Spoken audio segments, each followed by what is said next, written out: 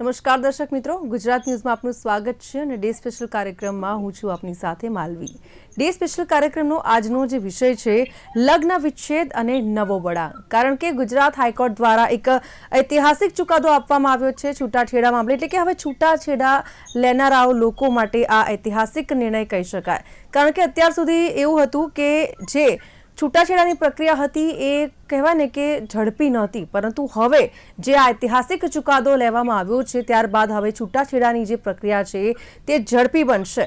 કારણ શું? તો કે સંમતિથી છૂટાછેડા માટે વેઇટિંગ પીરિયડ ફરજિયાત નથી તેવું ગુજરાત હાઈકોર્ટ દ્વારા કહેવામાં આવ્યું છે। સાથે સંબંધોમાં સુધારાની જો આશા ન હોય તો સમય બગાડવો જરૂરી નથી, કારણ કે કેટલીક જગ્યાએ આપણે જોતા હોઈએ છીએ કે બંનેની સંમતિ હોય છે કે ભાઈ છૂટાછેડા લેવા જ છે, પરસ્પર બંને સંમત હોય છે, પરંતુ તેમ છતાં ઘણો બધો ટાઈમ છે જતો રહેતો હોય છે। પરંતુ હવે એવું નહીં થાય, કારણ કે જે ઐતિહાસિક ચુકાદો આપવામાં આવ્યો છે ગુજરાત હાઈકોર્ટ દ્વારા, ત્યારે ચોક્કસથી ખાસ કરીને પુનઃમિલનની શક્યતા ન હોય તો કુલિંગ પીરિયડ જતો કરી શકાય છે। આ પ્રકારનું જે ચુકાદો છે તે આપવામાં આવ્યો છે। હવે તેને જ લઈને વાત કરવી છે ડે કાર્યક્રમની અંદર। આખરે શું છે આખો ઐતિહાસિક ચુકાદો? છૂટાછેડા લેવા હોય તેમના માટે આ કઈ રીતે રાહતના સમાચાર કહી શકાય તેના વિશે પણ વાત કરવી છે, અને એ જ વિશે ચર્ચા કરવા માટે આપણી સાથે સોનલ જોશી જોડાઈ ચૂક્યા છે, જેઓ એડવોકેટ છે, અને સાથે છે પરિમલ આસ્તિક, જેઓ રિલેશનશિપ કાઉન્સિલર છે। આ બંને ગેસ્ટનું સ્વાગત છે ડે સ્પેશિયલ કાર્યક્રમની અંદર। પરિમલજી, સૌથી પહેલા આપને સવાલ કરવા માંગુ છું કે જે રીતે આપણે જોઈએ કે ડિવોર્સની પ્રક્રિયા ખૂબ જ અઘરી હતી, કહેવાય ને કે 6 મહિના તો એમને જ નીકળી જતા કે ભાઈ બંને સહમત હતા, પરંતુ તેમ છતાં છૂટાછેડા નહોતા લઈ શકતા, કારણ કે કોર્ટ કહેવાય ને કે સમાધાન, સૌથી પહેલા સમાધાન કરવાનું કહે છે ને એના માટે ટાઈમ પીરિયડ આપવામાં આવતો હોય છે, પરંતુ હવે એમાં મોટી રાહત આપવામાં આવી છે। જે વેઇટિંગ પીરિયડ છે તે હવે ફરજિયાત નથી, કઈ રીતે જોઈ રહ્યા છો? બિલકુલ માલવીજી, આ ઐતિહાસિક ચુકાદાથી ઘણા બધા રિલેશનશિપ પર પોઝિટિવ અસર વધારે થવાનો છે, કારણ કે અત્યાર સુધી એવું હતું કે જ્યારે બંનેની સંમતિ હોય અને છૂટા થવું જ હોય, એટલે અમારી ભાષામાં કહીએ કે જ્યારે ટોક્સિક રિલેશનશિપ થઈ ગયું હોય, રિલેશનશિપ છે ટોક્સિક થઈ ગયું હોય, જેમાં બિલકુલ પણ ક્યાંય પણ એવી સ્પેસ ના હોય કે જ્યાં ફરી ક્યાંય પણ એવી પોસિબિલિટી છે કે બંને સાથે રહી શકે, જ્યાં સહન જ એકબીજાને ના કરી શકતા હોય, ત્યાં ક્યાંક કાનૂની વ્યવસ્થા એમને 6 મહિનાનો વેઇટ કરાવતી હતી બંનેથી એકબીજાથી છૂટા થવા માટે। અને જીવનમાં જો બંનેને પોતપોતાના રસ્તા પર આગળ વધવું હોય તો એ બંનેમાં આ સૌથી મોટી બાધા બનતી હતી। આ ઐતિહાસિક ચુકાદાથી સૌથી મોટો ફાયદો એ થશે કે જ્યારે કોઈ આવા ટોક્સિક રિલેશનશિપમાં હોય છે અને બંનેની સંમતિ છે અને બંનેને જ્યારે ડાયવોર્સ લેવાય છે ત્યારે કાનૂની વ્યવસ્થામાં એમને બહુ જ મદદરૂપ થશે અને બંને પોતપોતાના જીવનમાં આગળ વધી શકશે, જેથી એમના માનસિક સ્વાસ્થ્ય પર, એમની આખી કૌટુંબિક વ્યવસ્થા પર અને ઘણા બધા સમાજમાં જે હોય છે કે જલ્દીથી ક્યાંય ને ક્યાંય એમના આગળ લાઈફ વધારવા માટે, બીજા જીવનસાથી શોધવા માટે આગળ વધવું, તો એમાં બહુ જ મોટો એમને સિંહ ફાળો મળશે। જી, તો પરિમલજી, જે રીતે આખો ચુકાદો લેવામાં આવ્યો છે, ખાસ કરીને એવા પણ તો કેસીસ સામે આવતા હશે કે જેમાં બંનેની સંમતિ છે, પરંતુ તેમ છતાં એ લોકો કહેવાય ને કે એક રાહ જોતા હોય છે કે ભાઈ નહીં, હજી સમાધાન થઈ જશે, હજી પણ એ લોકો જોડે રહી શકે છે, તેના માટે આ ટાઈમ પીરિયડ આપવામાં આવતો હતો। પરંતુ હવે સવાલ એ થઈ રહ્યો છે કે આ ચુકાદાથી સામાન્ય લોકોને કઈ રીતે ફાયદો થઈ શકે છે? આપ કહેવાય ને કે ઊંડાણમાં સમજાવો કે ઘણા બધા વખત એવું પણ થતું હોય છે કે ક્યાંક કહેવાય ને કે સમજદારીથી કામ લેવામાં આવતું હોય છે, અને 6 મહિના પછી એવું પણ બનતું હોય છે કે જે એક સાથે નથી રહેવા માંગતા દંપતી, અને 6 મહિના પછી એ લોકો સાથે રહેવા માટે પણ સંમત થઈ જતા હોય છે, તો ક્યાંક કેટલાક લોકો એવી પીડા ભોગવતા હોય છે કે ભાઈ બહુ ટાઈમ લાગી રહ્યો છે, છૂટાછેડા નથી થઈ શકતા, અને કહેવાય ને કે જે પ્રોસેસ હોય છે આપણી કાયદાની ઘણી બધી લાંબી હોય છે કે ભાઈ કોર્ટમાં જવું પડતું હોય છે, બંનેની હાજરી, સમાધાન માટે પણ બોલાવતા હોય છે, આવું પણ બધું થતું હોય છે, તો તેને લઈને શું કહેશો? બિલકુલ માલવીજી, જેવી રીતે દરેક સિક્કાની બે બાજુઓ હોય છે, આપણે જાણીએ છીએ કે આનાથી ફાયદો જ વધારે થવાનો છે। સૌથી વધારે એ કેસ થવાની છે કે જેમાં લોકો ઓલરેડી એમના જીવન સંબંધો છે એનાથી કંટાળી ગયા છે, એમાં ફ્રસ્ટ્રેશન સિવાય કશું વધ્યું નથી, જેમાં એકબીજાને ત્રાસ જ વધારે મળે છે, ત્યારે એવા કેસમાં છૂટું પડવું હોય છે। પણ અત્યાર સુધી કાયદો ક્યાંક એમને 6 મહિનાની મુદત આપેલી હતી, એના પણ ઘણા બધા સકારાત્મક પરિબળો હતા કે 6 મહિનાના સમયમાં આપણે ઘણી બધી વાર એવું કહેતા હોય છે કે કોઈ પણ સમસ્યાનું સમાધાન કોઈ વસ્તુથી ના આવે તો સમયથી આવે. એટલે 6 મહિનાના સમયગાળામાં કદાચ એમના વિચારો બદલાય, દે ચેન્જ ધેર માઇન્ડ, એમના પર્સપેક્ટિવ બદલાય, સમજણ. હવેની જનરેશન છે બહુ જ ફાસ્ટ છે. એટલે આપણે જેમ ફોનમાં, સ્માર્ટફોનમાં ફટાફટ એક ટચથી, એક ક્લિકથી બધું જ રિઝલ્ટ જોઈએ છે, એમ એમના માટે પણ એવું પેશન્સ નથી હોતું. તો ક્યાંક 80% હું એવું કહીશ કે ફાયદો જ થવાનો છે. 20% એવા કેસીસ છે ક્યાંક પેશન્સ નથી, બહુ જ જલ્દી ઉતાવળમાં નિર્ણય લીધો છે અને ડાયવોર્સ સુધી થઈ ગયું છે અને પછી પાછો ક્યાંક વિચાર બદલાય છે તો એમને ફરીવાર એ બધી જ પેપર વર્ક કરવું પડતું હોય છે. જ્યારે જે લોકો કંટાળતા હતા એ 6 મહિનાના કુલિંગ પિરિયડ એ વેઇટ કરવાથી ફરીવાર કાઉન્સેલર એમનું કાઉન્સેલિંગ કરવા માટે ટ્રાય કરે, એમને સમજાવવા માટે ટ્રાય કરે, એ સમસ્યાનું અહીંયા નિવારણ આવી જાય છે આ ઐતિહાસિક ચુકાદાથી. અને આવા ઘણા બધા કપલ જે અમે લોકો અમારી રૂટીન લાઈફમાં કાઉન્સેલિંગ માટે આવતા હોય છે અને જોતા હોઈએ છીએ, એમાંથી એમને બહુ મોટો ફાયદો થશે. ચોક્કસથી. આપણી સાથે સોનલબેન જોડાઈ ચૂક્યા છે. સોનલબેન, સ્વાગત છે આપનું ડે સ્પેશિયલ કાર્યક્રમમાં. સૌથી પહેલો સવાલ આપને એ પૂછવો છે કે ડિવોર્સની પ્રક્રિયામાં મોટી રાહત મળી ચૂકી છે. ગુજરાત હાઈકોર્ટે 6 મહિનાના જે વેટિંગ પીરિયડ છે એની અનિવાર્યતા હટાવી છે. કઈ રીતે જોઈ રહ્યા છો આ નિર્ણયને? ખૂબ જ સારી વાત છે, કારણ કે ઘણી વખત એટલો બધો સમય વ્યતીત જતો હતો અને બાળકોને જ્યારે ફોરેનના જ્યારે કેસીસ હોય ત્યારે બાળકોનો સમય ખૂબ જ બગડતો હતો. અને જે 6 મહિના વેવના જ્યારે બંને બાળકોએ નક્કી કરી લીધું છે, નામદાર હાઈકોર્ટે પણ એ જ ટાંક્યું છે, ત્યારે ખોટી રીતે 6 મંથ સુધી રાહ જોવાની કોઈ પણ વ્યક્તિનો એક દિવસનો સમય પણ ખોટી રીતે બગડવો ન જોઈએ એવું સ્પષ્ટપણે મારું માનવું છે. અને ઘણો સમય વ્યતીત થતો તો 6 મહિના વેવની અરજી આપો, એના એફિડેવિટ્સ આપો, અને આ જે ઇવન લીગલ પ્રક્રિયા હતી એમાં ખરેખર વકીલો ઉપરથી બી ભારણ ઓછું થશે અને જે ક્લાયન્ટ છે એમની ઉપર બી ભારણ ઓછું થશે. જી બિલકુલ. સોનલબેન, સાથે એ પણ જાણવું છે કે આ જે કુલિંગ પીરિયડની વાત કરવામાં આવી છે, તો શું આ જે કુલિંગ પીરિયડ દરેક કિસ્સામાં રદ થઈ શકે? દરેક કિસ્સાની અંદર રદ થઈ શકે એવું નામદાર હાઈકોર્ટે અત્યારે જે ચુકાદો આપ્યો છે એમાં કુલિંગ પીરિયડની જરૂર નથી. તો અત્યારે મારી સમજણ મુજબ તો એવું જ છે કે દરેક કિસ્સામાં થવું જોઈએ. અધરવાઇઝ પહેલા એવું હતું કે તમારે 18 મહિનાનું સેપરેશન હોય, 18 મંથ્સનું, અને સેપરેશન હોય તો તમે 6 મહિના વેવની અરજી કરી શકો. જો તમારે 18 મહિનાથી ઓછું છે તો તમારે 6 મહિના કમ્પલસરી રાહ જોવી પડતી હતી. અત્યારે જે સિસ્ટમ છે કે 6 મહિના વેવ આપો એટલે 1 વર્ષવાળા માટે પણ શાંતિ થઈ ગઈ. ને જે લોકો 13B લગ્ન પછી પણ જે કમ્પલ્શન હતું કે 1 યરનું સેપરેશન 13B માટે કમ્પલસરી હતું, એ જે છે એ સેપરેશન તો એઝ ઇટ ઇઝ રહેશે, પરંતુ જે 6 મહિના વેવ માટે 18 મહિનાનો જે ટાઈમ હતો એ કદાચ ઓછો થઈ ગયો અને કદાચ 1 વર્ષ પછી તમે જો ડિવોર્સ માટેની 13B મૂકો છો તો તમારું ડિવોર્સ જલ્દી ગ્રાન્ટ થઈ જાય. ચોક્કસથી. એટલે બહુ જ ઊંડાણપૂર્વક વિશ્લેષણ કરવામાં આવ્યું છે ને ત્યારબાદ આ ઐતિહાસિક ચુકાદો લેવામાં આવ્યો છે કોર્ટ દ્વારા. અને સોનલબેન, ખાસ કરીને વાત કરવી છે કે આ જે કલમ 13B ની આપણે વાત કરી રહ્યા છીએ, હાઈકોર્ટની મહત્વપૂર્ણ છૂટછાટ આપવામાં આવી છે. એટલે કે ક્યાંક ને ક્યાંક છૂટાછેડા લેનારા જે યુગલો છે તેમની માનસિક પીડા પણ સમજીને આ મહત્વપૂર્ણ ચુકાદો લેવામાં આવ્યો છે, એમ કહી શકાય? ડેફિનેટલી માલવી, બહુ તકલીફ પડતી હતી. કદાચ નવાઈ લાગશે કે એક નાની વસ્તુના લીધે એટલી દોડાદોડ થઈ જતી હતી અને એટલો સમયગાળો વ્યતીત થતો હતો, અને જે કાયદાકીય રીતે એટલી ગૂંચવણભરી પરિસ્થિતિ હોય, જ્યારે નાના બાળકો હોય તો એમની જિંદગી નો અમૂલ્ય સમય એ ખોટો વેડફાઈ જતો હતો. સાથે સાથે જે મોટા લોકો છે કે જે મોટી ઉંમરે ડિવોર્સ લેતા હોય એ લોકો માટે પણ બહુ ડિફિકલ્ટ થઈ જતું હતું. એટલે જે બિલકુલ. ડિસિઝન લેવામાં આવ્યું છે એ ખરેખર ખૂબ જ સારી રીતે લેવામાં આવ્યું છે. ચોક્કસથી. પરિમલજી, આપ પણ રિલેશનશિપ કાઉન્સિલર છો, તો આપની પાસે પણ એવા કેટલા કેસ આવતા હશે કે ભાઈ અમારે તો છૂટાછેડા જોઈએ જ છે, હવે એકબીજાનું મોઢું પણ નથી જોવું, અને એવી જયારે પ્રક્રિયા થતી હોય છે ત્યારે આપ કાઉન્સેલિંગ કરો છો તો કેવા કેસીસ સામે આવતા હોય છે?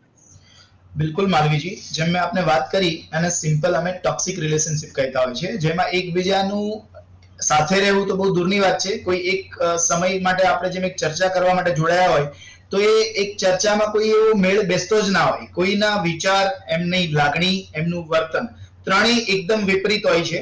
એ કેસીસમાં દરેક કદાચ એવા કેસીસ ઓર્થોડોક્સ અથવા કન્ઝર્વેટિવ માઇન્ડસેટના કારણે એ લોકો જોડાયા હોય, અથવા તો શરૂઆતમાં જે એમનું સિમ્પલ એટ્રેક્શન કહી શકાય, જે સાચો પ્રેમ કહીએ છીએ એ બહુ દૂરની વાત હોય, અને એટ્રેક્શન્સના કારણે બહુ નજીક આવી ગયા અને લગ્નનો નિર્ણય લઈ લીધો, અથવા નિર્ણય એમના સિવાય કોઈએ લઈ લીધો. આ રિલેશનશિપ એવું બનતું હોય છે કે જે એમના માનસિક સ્વાસ્થ્ય પર, એના કારણે સોમેટોફોર્મ એટલે કે એમનું શરીરમાં ઘણી બધી વાર MRI, CT સ્કેન કંઈ પણ કરાયા બાદ પણ ક્યાંય પણ કશું મળવું નહીં, કોઈ નિદાનમાં તપાસ એનું થતી નથી અને એને ક્યાંય ને ક્યાંય પેઇન થયા કરે છે જ્યારે બોલી નથી શકતા. એ સોમેટો ફોર્મ છે, જેમાં બહુ જ બધા એવા ઇન્ટ્રોવર્ટ પર્સનાલિટી હોય છે જે કહી નથી શકતા એમના પેરેન્ટ્સને. હજી હાલમાં પણ કેટલા બધા સમાજની એવી સામાજિક વ્યવસ્થાઓ છે જેમાં એવું વિચારે છે કે હવે જોડાઈ ગયા છીએ તો એક ભવમાં બે ભવ ના થઈ શકે, હવે અમારે નિભાવવું જ પડે, આ તો 7 જન્મનું અમે લઈ લીધું છે તો એટલીસ્ટ તો અમારે નિભાવવું જ પડશે. એટલે એવા ટોક્સિક રિલેશનશિપમાં હોય છે કે જ્યાં એને પોતાને બોલવાની, પોતાના વિચારો રજૂ કરવાની પણ સ્વતંત્રતા હોતી નથી. કોઈ પણ નિર્ણયો એના પર થોપવામાં આવતા હોય અથવા તો એને પોતાને સપોઝ જોબ કરવી હોય તો આજના સમયમાં પણ આપણને જાણીને નવાઈ લાગશે કે અમદાવાદ જેવા શહેરમાં, આપણે વિકસિત ગુજરાત રાજ્યમાં અને અમદાવાદ શહેરમાં એવા કિસ્સાઓ બનતા હોય કે એનું પોતાનું જે પ્રોફેશન હોય એના પર વર્ક ના કરી શકે, કંઈ નવું સ્ટાર્ટઅપ કરવું હોય તો એના વિશે વિચારી ના શકે.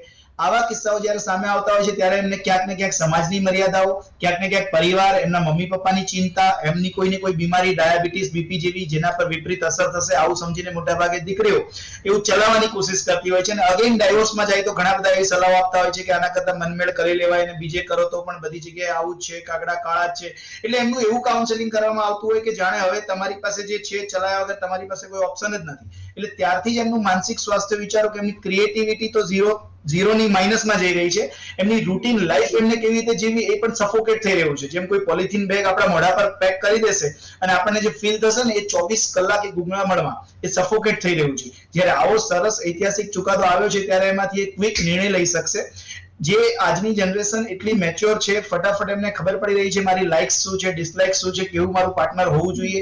એ જલ્દી, પહેલાના સમયમાં લોકો 6 મહિના, 1 વર્ષ, 5 વર્ષ લગાવતા હતા કહેવાનું, એ આજે પહેલી જ મીટિંગમાં, બીજી જ મીટિંગમાં એ કહી શકે છે કે મારી આ પ્રાયોરિટી છે, મારી પ્રાયોરિટી આ રહેશે, બીજું બધું હું કોમ્પ્રોમાઇઝ કરી શકીશ પણ આ નહીં કરી શકું. તો એને વધારે પ્રોત્સાહન મળશે. એટલે કે mental wellbeing for all, psychology for all જેવા જે બહુ જ જરૂરી તત્વો છે એને આપણે વધારે પ્રોત્સાહન આપી શકીશું અને સારી આપણે કોઈ જીવન શૈલી જોઈશું કે જેમાં લોકો જે ખુશ હશે, ખરેખર જે સોશિયલ મીડિયામાં, ફેસબુકમાં, ઇન્સ્ટાગ્રામમાં, ફોટામાં, વિડીયોમાં, રીલમાં ખુશ નહીં, એમના જીવનમાં ખુશ હશે, એમની પરિવાર સાથે ખુશ હશે, એ લોકો સાથે રહેશે અને બાકીના લોકો બહુ જ ઇમિડિયેટલી આ સ્ટેપ પર આગળ વધી શકશે. સોનલબેન, જે રીતે આપણે કુલિંગ ઓફ પીરિયડની વાત કરી રહ્યા છે, શું કુલિંગ ઓફ પીરિયડ ખરેખર ઘર બચાવવામાં મદદ કરે છે કે પછી તે માત્ર કાયદાકીય ઔપચારિકતા બનીને જ રહી ગયો છે? ના, કાયદાકીય ઔપચારિકતા નથી. દરેક નામદાર ફેમિલી કોર્ટ્સની જ્યારે રચના કરવામાં આવેલી છે, ફેમિલી કોર્ટની અંદર એક સિસ્ટમ છે, એક એસઓપી છે. ચાહે કુલિંગ ઓફ પીરિયડ વેવ કરી દેવામાં આવશે છતાં પણ મીડિયેશન અને કન્સિલેશનની જે સિસ્ટમ છે એ નામદાર ફેમિલી કોર્ટની જ્યારથી રચના કરવામાં આવી ત્યારથી એ છે જ.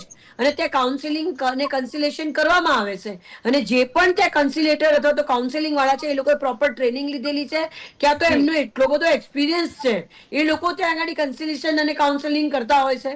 બીજું કે હવે જે નામદાર હાઈકોર્ટે જે નવી રીતે જે નવી એક એસઓપી ને એક નવો પરિપત્ર કર્યો છે એની અંદર સારું એજ્યુકેટેડ કાઉન્સિલર કે જે ખરેખર સાયકોલોજી સાથે કનેક્ટેડ છે એવા કાઉન્સિલર પણ ત્યાં બેસાડવામાં આવ્યા છે. ચાઇલ્ડ સાયકોલોજીસ્ટ પણ બેસાડવામાં આવ્યા છે. સાથે સાથે જેટલા એડવોકેટો છે, ઘણા એડવોકેટ મિત્રોએ કાઉન્સેલિંગની ટ્રેનિંગ પણ લીધી છે. હું પોતે છું તો મારા પાસે અત્યારે 6 સર્ટિફિકેશન છે કાઉન્સેલિંગના અને મેં કર્યા છે, શીખી છું. કારણ કે જ્યારે તમે ફેમિલી કોર્ટ સાથે જોડાયેલા છો તો તમારે સેન્સિટાઇઝ હોવું જરૂરી છે. ફેમિલી કોર્ટની અંદર ખાલી ને ખાલી એ તમારે ક્લાયન્ટ અને વકીલનો બિઝનેસ નથી. ત્યાં આગળ લાગણીઓ જોડાયેલી છે, જ્યાં પ્રેમ જોડાયેલો છે, જ્યાં બાળકોના ભવિષ્યનો પ્રશ્ન છે, જ્યાં સમાજનો પ્રશ્ન છે, બંને કુટુંબોનો પ્રશ્ન છે. એટલે આ વસ્તુઓમાં સેન્સિટાઇઝ રીતે વિચારવું અને આર્ગ્યુમેન્ટ્સ કરવી અને એમને સમજાવવા એ ખૂબ જ મહત્વનું હોય છે. અત્યાર સુધી જોવામાં આવ્યું છે કે દરેક વકીલો પણ જ્યારે ફેમિલી કોર્ટની અંદર જ્યારે કોઈ પ્રેક્ટિસ કરતું હોય ત્યારે મેક્સિમમ લોકો એવા હોય છે કે નામદાર ફેમિલી કોર્ટની અંદર કે બધા વકીલો પણ કાઉન્સિલિંગ અવશ્ય કરતા હોય છે. અને કાઉન્સિલિંગ કર્યા બાદ જ્યારે કન્સિલેશનમાં જાય ત્યારે ફરીથી કાઉન્સિલિંગ અને કન્સિલેશન થતું હોય છે. ચાહે 6 મહિનાની 13B ની વાત હોય, 13(1) હોય, મેન્ટેનન્સની સેક્શન 144 હોય, ઓલ્ડ મુજબ 125 મેન્ટેનન્સ, અથવા તો સેક્શન 9 હોય કે જે લગ્ન જીવનના હક્કો પૂરા કરવાની બાબત હોય.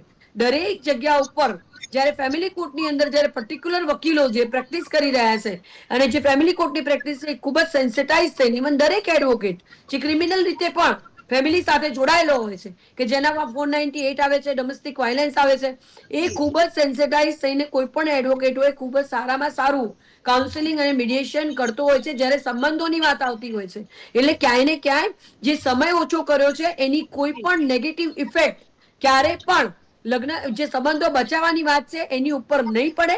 બાળકોનો સમય બચી શકે છે, કારણ કે બાળકો જ્યારે ફોરેનમાં હોય, અહીંયા હોય, કોઈ એમને નવું માંગવું પડ્યું હોય, નવી જગ્યાએ લગ્ન જીવન વિતાવવું હોય, ટોક્સિક સંબંધો હોય, એ ટોક્સિક સંબંધોમાં વારે વારે કોર્ટની અંદર મળવાનું થાય, એની સાયકોલોજીકલ ઇફેક્ટ થતી હોય છે. એના માટે પણ પાછા એ લોકો કાઉન્સિલર્સ પાસે જતા હોય છે કે મને ઘડીએ ઘડીએ એમને દર મુદતે જોઈને મને મારા સંબંધો યાદ આવે છે, મને એ લોકોને ઇવન પેનિક એટેક પણ આવતા હોય છે, અને એ લોકોને ત્યાં ને ત્યાં તરત ને તરત જ સાયકોલોજીસ્ટ પાસે, કાઉન્સિલર પાસે જતા હોય કોર્ટમાંથી સીધા.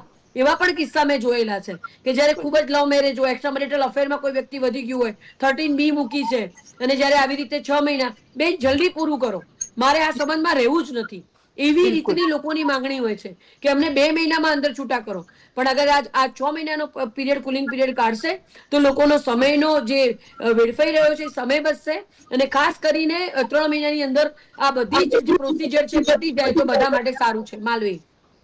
ચોક્કસથી સોનલબેન, ખૂબ સરસ વાત કરી આપે કે આજે કહેવાય ને કે લગ્ન સંબંધ એ લાગણીનો સંબંધ છે ને, ક્યાંક ને ક્યાંક આપના અને પરિમલભાઈ દ્વારા એ કામ કરવામાં આવતું હોય છે કે ભાઈ સૌથી પહેલા તો સમાધાન કરવામાં આવે. જો શક્ય હોય તો તમે સમજાવવાનો પણ પ્રયાસો કરતા હશો જેથી કરીને એ ફેમિલી તૂટે નહીં. આપે જે પ્રમાણે જણાવ્યું કે ઘણા કેસોમાં એવું પણ હોય છે કે બાળકો પણ હોય છે, ત્યાં સમાધાન મોટા ભાગે કરવામાં આવતું હોય છે જેથી કરીને બાળકની જે પરવરિશ છે એ પણ સારી રીતે થઈ શકે.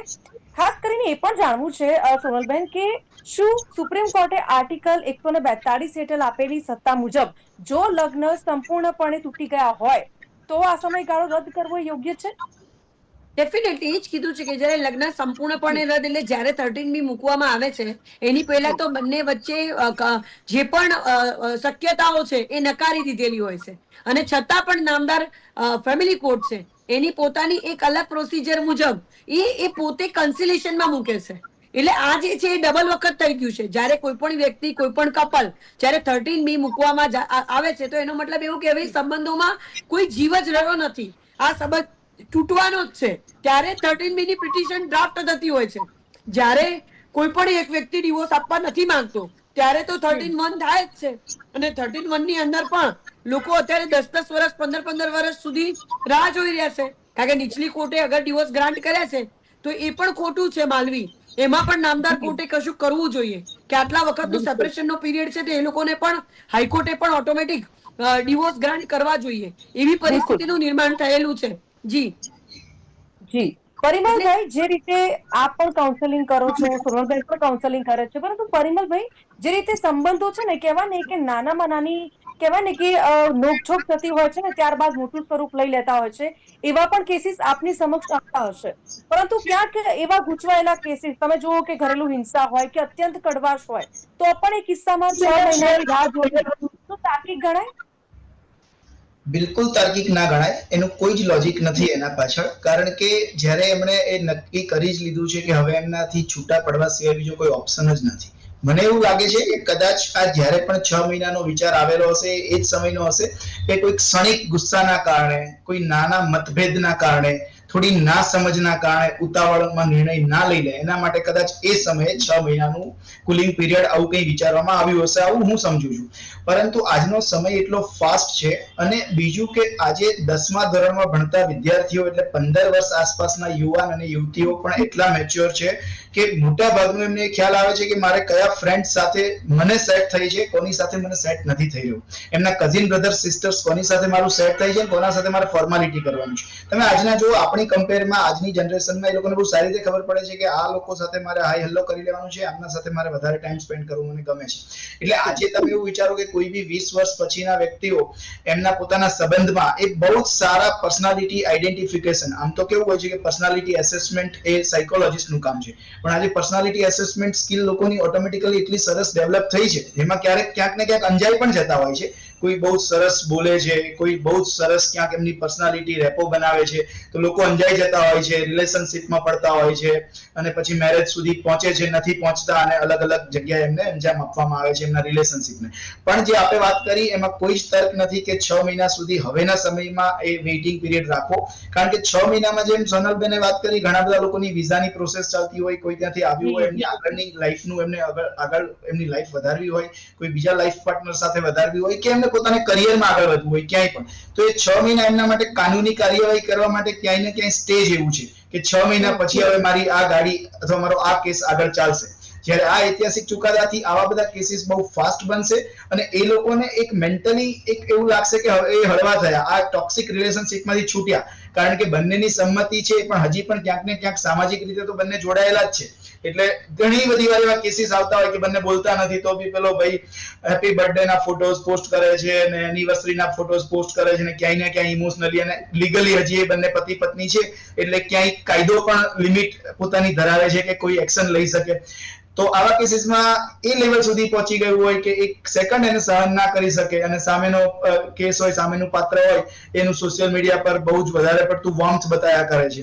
હવે આવા કેસમાં કાયદાઓની પણ ક્યાંક લિમિટ આવી જાય છે, કારણ કે 6 મહિનાનો કુલિંગ પીરિયડ છે, વેઇટ કરવાનો છે, ડાયવોર્સ થતા નથી. સામે કાઉન્સેલિંગ કરવા વાળા પણ દરેક ફેમિલી મેમ્બર્સનો પ્રોબ્લેમ એ હોય છે કે આપણે ઇન્ડિયામાં બધા જ લોકો, પેરેન્ટ્સ જે લોકો હજી એમના પોતાના પર્સપેક્ટિવ ધરાવતા હોય છે, એ કાઉન્સેલર તરીકે વાત કરે છે એમના સાથે કે આવું કરવું જ જોઈએ. એમને હકીકતમાં મા બાપ હોય કે કોઈ પણ હવે પુખ્ત થઈ ગયા છે તમારા દીકરા દીકરી, તો તમારો માત્ર ને માત્ર ઓપિનિયન આપો કે મારી દ્રષ્ટિએ આવું થઈ શકે, એવું કહેતા આ કરવું જ પડે બેટા, સમાજ ગાંડો ગણશે આપણને, લોકો વાતો કરશે દુનિયા. ત્યારથી જ વિચારો તમે કેટલું સ્ટ્રેસ આપી રહ્યા છો એ બાળકને, કે જેને તમે કહી રહ્યા છો કે નહીં તું આ ટોક્સિક રિલેશનશિપમાં રહે. અને હજી હાલની તારીખમાં ઘણી દીકરીઓ તો પૂરેપૂરી વાસ્તવિકતા તો કઈ પણ નથી શકતી એના મા બાપને, વિચારતી હોય છે કે એમના સ્વાસ્થ્યનું શું થશે જ્યારે હું કહીશ કે આ ડ્રગ્સ લે છે, કેનાબિસ લે છે, એક્સ્ટ્રા મેરિટલ અફેર્સ છે. તો આવા કેસીસમાં આ ચુકાદાથી બહુ જ ટ્રાન્સફોર્મેશન આવવાનું છે, અને મને એવું લાગે છે કે આ એક પ્રકારની આપણા કાયદામાં, લગ્ન જીવનના કાયદામાં એક ક્રાંતિ તરીકે કહેવાશે. ચોક્કસથી. સોનલબેન, છેલ્લા 5 વર્ષની વાત કરીએ તો ડિવોર્સના કેસીસ એટલા બધા વધી રહ્યા છે. તમે જુઓ અત્યારના લગ્ન જીવન ખૂબ જ ટૂંકા, એક મહિનાના એ લગ્ન જીવન, અને ત્યારબાદ ડિવોર્સ લેવાનો એ નિર્ણય.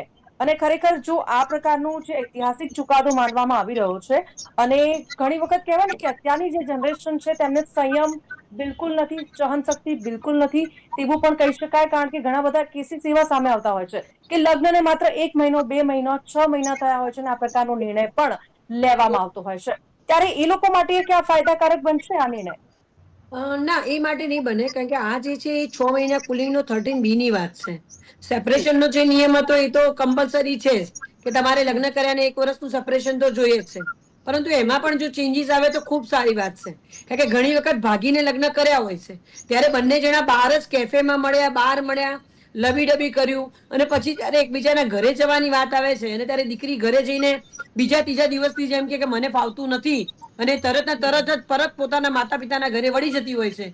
અને જ્યારે એ જે સમય 1 વર્ષનો બગડે છે એ ખોટો બગડતો હોય છે, અને ત્યારે એક રેમેડી ઇવન લખેલું છે કે રજિસ્ટર્ડ ડિવોર્સ એ વેલિડ નથી, છતાં પણ રજિસ્ટર્ડ ડિવોર્સ થતા હોય છે, જે દસ્તાવેજ નોંધણી કરાય એવી રીતે.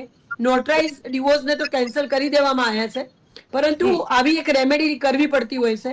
અને ખરેખર લગ્ન જીવનમાં એવું હોય છે કે હિન્દુ શાસ્ત્રોક્ત વિધિથી ફેરા ફર્યા એને લગ્ન કહેવામાં આવતા હોય છે. ઘણી વખત રજીસ્ટ્રેશન પણ નથી હોતું, એટલે આવા કિસ્સાઓમાં પણ 1 વર્ષનું સપરેશન જોઈતું હોય છે. પરંતુ જ્યારે બંને જણા લગ્ન કરીને પોતપોતાના ઘરે રહ્યા હોય, અને જ્યારે શારીરિક સંબંધોથી લગ્ન જીવન પૂર્ણ ન થયું હોય, તો એને લગ્ન જીવન માનવામાં નથી આવતું.